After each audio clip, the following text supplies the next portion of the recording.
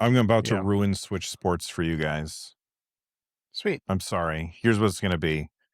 It's going to be hook a webcam up to your Switch and no controllers at all.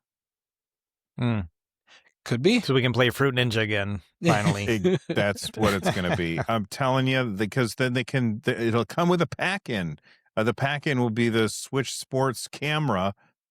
Oh, that's... So you're saying it wouldn't use the existing camera that they have for the Switch 2? Well, I'm sure it would also use that, but they would have a pack-in that you could be like, this is... Right. You could probably buy it without a pack-in because I'm sure that'll be digital.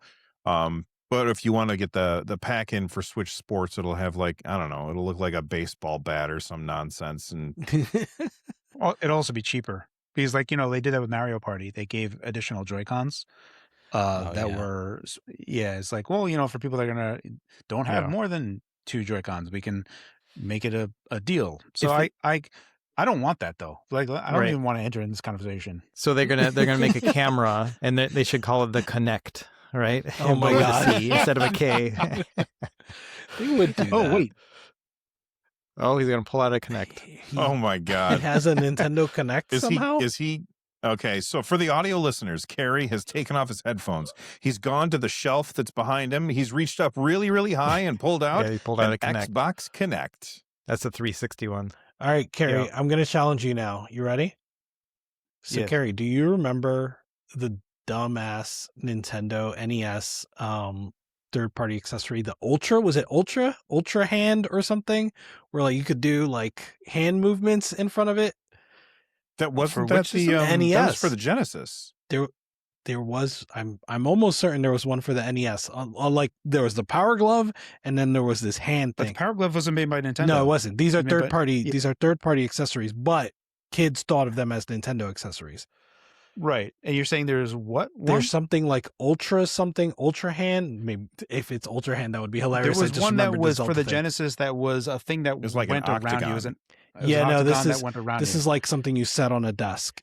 Oh, you're talking about no, that was also a Power Glove game. Oh, I know what you're talking. I know what you're talking about now. What is that thing called? People are. One of us is gonna get it. Comments. Hold on. Are we? Okay. I remember there was like a headset that you could wear, and you could shout "fire" to shoot. I remember that nonsense. I'm looking at a list of Me too NES accessories, and I'm not seeing it. Oh my gosh! It's not the NES Advantage. That was the. What do you have there? Gamepad. He's got the Power Glove. Okay, nice. At least I got a Power Glove over there, but I'm not going to get up and get it. Oh my gosh! Sorry, I'm missing whatever you guys are saying. Was a LaserScope the one that you, Bill? That's what you're talking about. The one you shouted into. I don't remember. No, that's a head-mounted light gun. I didn't know they had that's that one. That's the head-mounted light gun. That's so stupid. That's the one that the kid is like screaming on the he's like, ah! Yeah, I remember that. This I found there was a general store when general stores still existed, and it was closing down. And I was walking by, and this was in the window, and you could see all the sun fading, and they wrote $99.98 on it, but it was half off. So even then I paid $50 for it in like, I don't know, early 2000s. And I was like, I feel like I'm paying way too much for like this old thing, but I probably got a good deal overall. But I loved how sun faded it was. That's also awesome. I got it, guys. This is the... Well, I figured it out? I got it. It's called... I think I figured out too. You did? Yeah. Go for it. I sent a link in the chat. Oh, okay. U-Force? U-Force. That was the Genesis thing. Oh, yeah. Okay. NES. No. Yep. I do remember this. I never saw this before, I've forgotten about this, but I do remember seeing it. I do remember, it's those same things. Like, remember the VHS games? I always considered those to be like the same type of crap that I never cared about. But I do remember seeing it. This is, I was actually in the beta program for the Kinect. This is the beta box. Wow. That's amazing. Interesting. Yeah, I had the Kinect and the Xbox One as well. And I bought it after the fact because I bought my Xbox One late. It didn't come bundled with it. I liked all that stuff, but I had my youngest son was 3 or oldest son was 3 years old when the first Kinect came out. So he used to stand on a stool and play Fruit Ninja, and his hands weren't like enough to be able to be caught by the camera, so I had to have him hold sticks, and he would like do this to be able to cut the fruit and That's stuff so standing on a smart. stool. So That's the awesome. the Sega Activator is what you're thinking of, Bill. That's the ring, and that was on the yeah, Genesis. that's the octagon. Yeah, that was Which on, I thought was called the U-Force.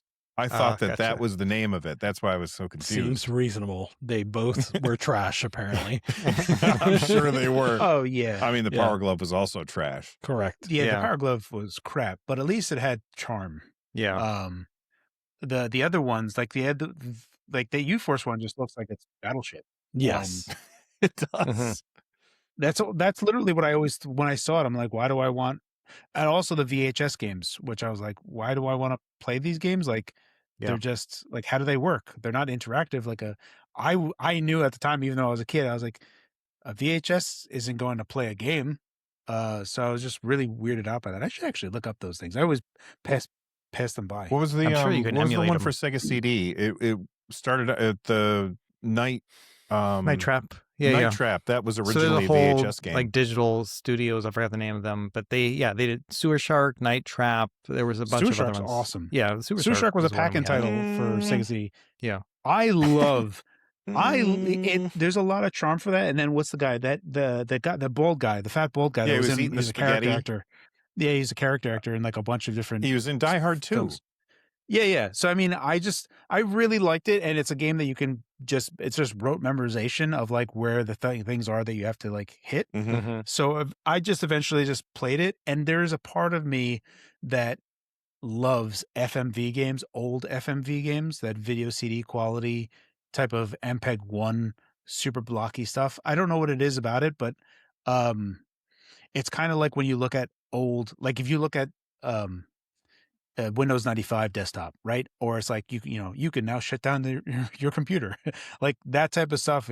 There's a textural feeling for them that makes me happy.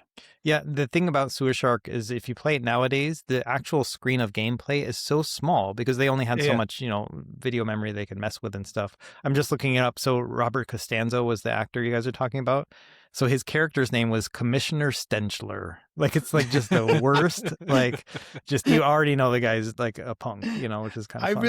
I really enjoyed that game. And I bought a bunch. So Prize Fighter was another Sega CD FMV game that I loved. And then there was an anime one where it was like Road Racer type of thing. Oh, I remember that one. I'm just thinking we had Time like Gal. one. Yeah, I was about to say Time Gal. We had that one, which was kind of like Dragon's Lair almost, but like more. And I loved every one of. There was like no part of that I loved all the different ways that. But yeah, I was a huge FMV fan. I actually have Dragon's Lair for Sega CD. But yeah, there was a lot of FMV games and I bought Night Trap as well. And when I got 3DO, I got Plumbers Don't Wear Ties. I had a bunch of crazy, stupid. And Twister. Twister is such an awesome. Stupid trivia game for 3DO that only came out for 3DO, and it's actually good. So it uses a lot of FMV sequences, but you're playing trivia stuff, and like one of the characters you can be is a Pez dispenser, whose name is Fez. Nice. It's actually a really good game. I had a lot of fun with it. Also, Jurassic Park for 3DO was excellent. They have that completely different game game too. Yeah. Are they the same ones? Because I thought the 3DO one is. There's a part in the 3DO version of Jurassic Park, the game, where you are in like a grid corridor and you can hear your heartbeat, and your heartbeat beating faster is how close a raptor is to you. So and you're just trying to get through and close gates so that it can catch you. And it is terrifying, legitimately, absolutely terrifying. Really good Jurassic Park game. The Jurassic Park on Sega CD was more like a park management kind of thing. Right. That's kind of how I remember it, but it's been so long. Yeah, interesting. Yeah, it's funny, those peripherals and stuff. And, Carrie, you have to be the only person I actually know that ever owned a 3DO. So kudos to that. Like, I had no idea. Right. That's pretty awesome. Yeah. So I got a 3DO after the price decrease happened. Because it was like, megabucks, and I never owned a Neo Geo either because it was megabucks. And I was like, $800. I was like, man, that thing must be amazing. And then it dropped in price to like $400 and included Madden and Jurassic Park. Wow. I bought it then, and I was like, oh, it's like way off and includes 2 games. And then Road Rash on it was amazing. Need for Speed on 3DO was amazing. Theme Park, PO'd. There's actually a lot of a Twister. I loved the 3DO. Like it was a game, the system that not many people have. I actually have my 3DO right over there plugged in. Plugged in? Like you still use it?